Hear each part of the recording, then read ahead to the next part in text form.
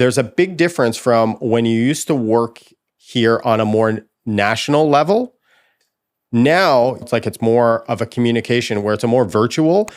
Do you miss having somebody in the booth and actually telling them, sing this harmony, do this, do that? No, I do both still. I don't shy away from working with people because I do love working in the same room as somebody and being able to also, like the file sharing thing can sometimes take a little longer, but I wouldn't give up on working with people because that's part of the magic, isn't it? Being able also to communicate a thought and right away the person can sing in the microphone and you have the file instead of waiting for file transfer. So do you mostly work out of here in Quebec or does this take you traveling kind of across the world? I do both. I mean, I haven't traveled for a while because of the obvious pandemic, but before I used to travel all the time. But I mean, I've learned to be fully remote, but I will be traveling again soon because I love it. And super, super strict with your workflow. And when you start something, you finish it. Yeah, no, I don't believe in unfinished work. I mean, this is something that, some people start songs and they have like a full hard drive full of unfinished songs. Mm-hmm. So yeah, I do believe if you start a song, you finish it. Unless you go like, this is a massive fucking pièce de merde. That means piece of shit for you guys out there. So if you start something where you're like, this is not good, trash it, it's fine. But if you start something, finish it. I have employees that have worked for me and have asked, how do I start something and finish it? And they did the exact same thing of what you were saying. They'd start something and they weren't able to finish it. And please explain in your words, because sometimes I might not have the right way to describe my process. What's your process of actually starting the song and actually not second guessing things and just finishing it? Is that what part of it? Not second guessing it? I mean, it's psychological, really, isn't it? It's like, I think having a certain amount of trust in your ideas and be like, at the end of the day, all you have is your taste, right? It's saying, I like this, I don't like that. And as a producer, that's how you make all your decisions. So if you have to second guess an idea, it probably means you're not on board with it.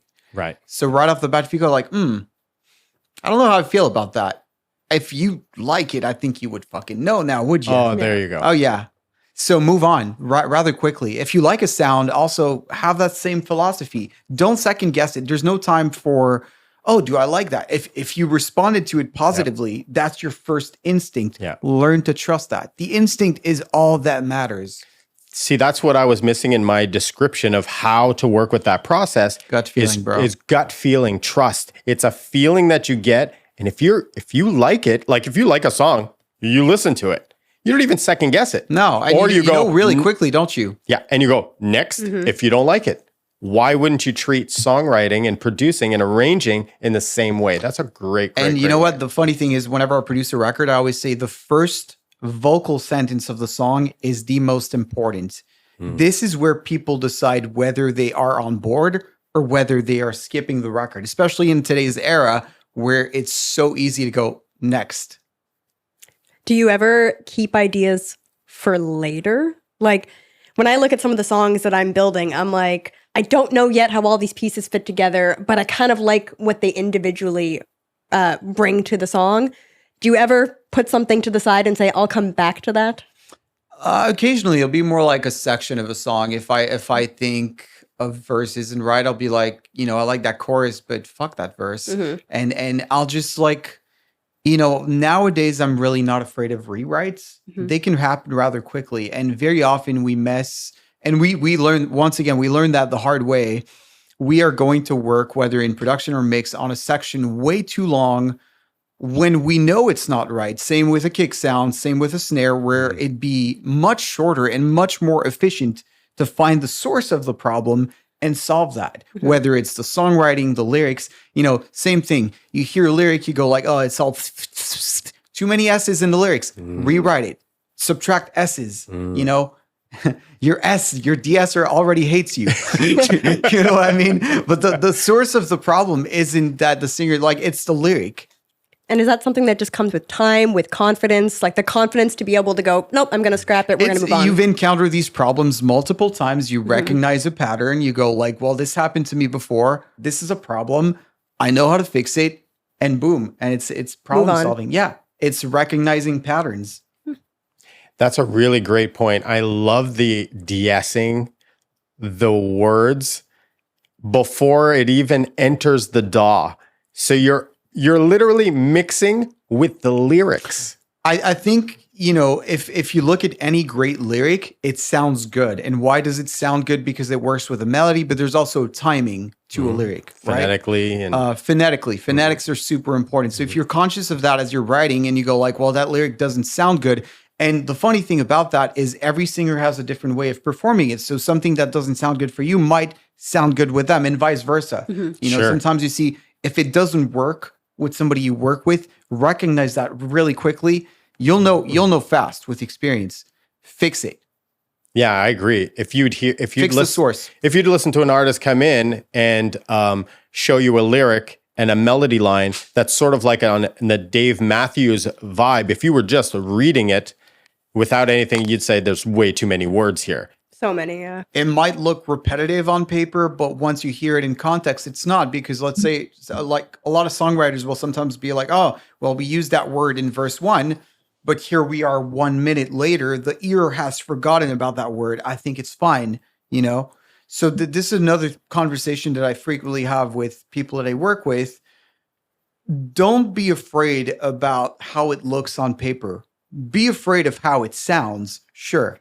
Because that's what matters in the end. Nobody reads. Well, I mean, you read music, but you don't read lyrics.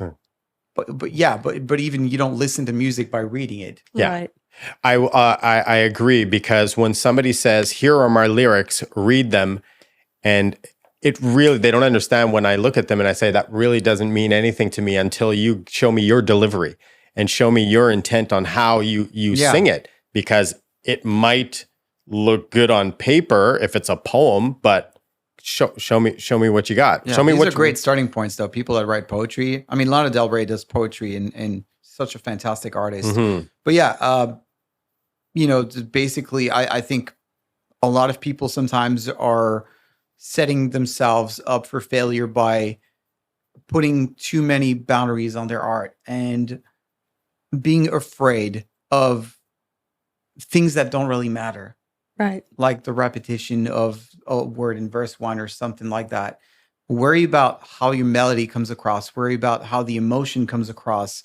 These are the things that really matter in the end. And even when I mix a record, my primary focus is not the EQ or the compression. I mean, part of it is, but mainly it's the emotion of the record. So you were talking about how sometimes, some lyrics or melodies might not work for some person, but it does work for another. Yeah. When you're writing, because you're a songwriter, are you writing for a specific artist, or do you sometimes shop your songs out? I have shopped my songs out in the past. I've done that. I've had placements, but I mean, generally what I like doing best is writing with the artist in the room, so I can really get a vibe of who they are, and I'll write with them. So it'll be a collaboration, and I'll write for them. So how do you put yourself into like the kind of headspace that they need? Sometimes they're going to need a song, might be dark, might be emotional. Do you have to kind of put yourself in there with them? Part of it, but I'm not going to necessarily try to go through what they're going through. And sometimes it doesn't always need to be. And this is one thing I always tell. It can be personal, but it can also be a story. It can be fictional. It doesn't always need, and it can still be like real in a way where it's believable when they sing it, even if they haven't gone through it. It's not because you write a sad song that you have to be sad at the moment.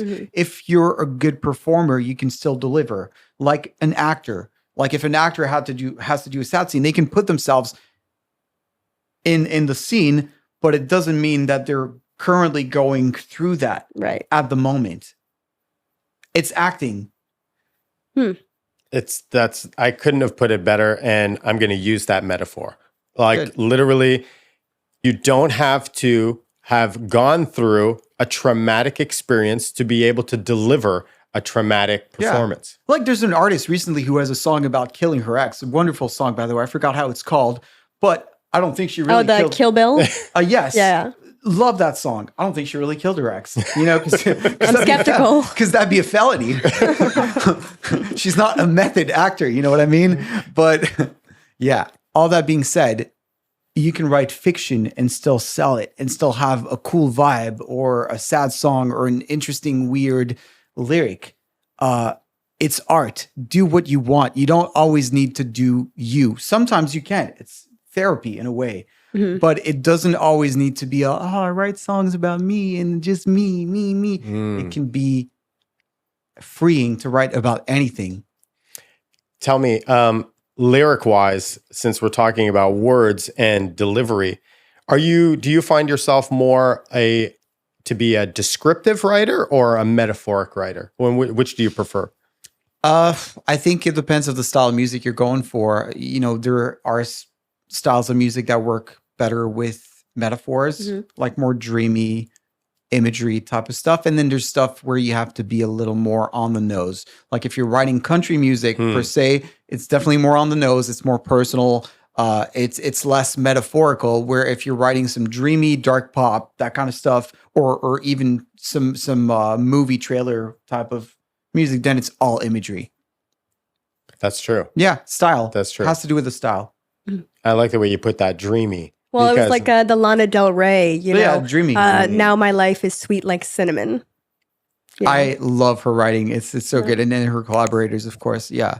Her stuff is great. Yeah, I agree. That album was like the album. Born to Die. Yeah, it was like the album of the summer of what, 2014? Still to this day, one of my favorite albums of all time. Still to this day. I think I had it on a repeat that entire Oh yeah. summer. It's a good repeat value. Yeah. Yeah.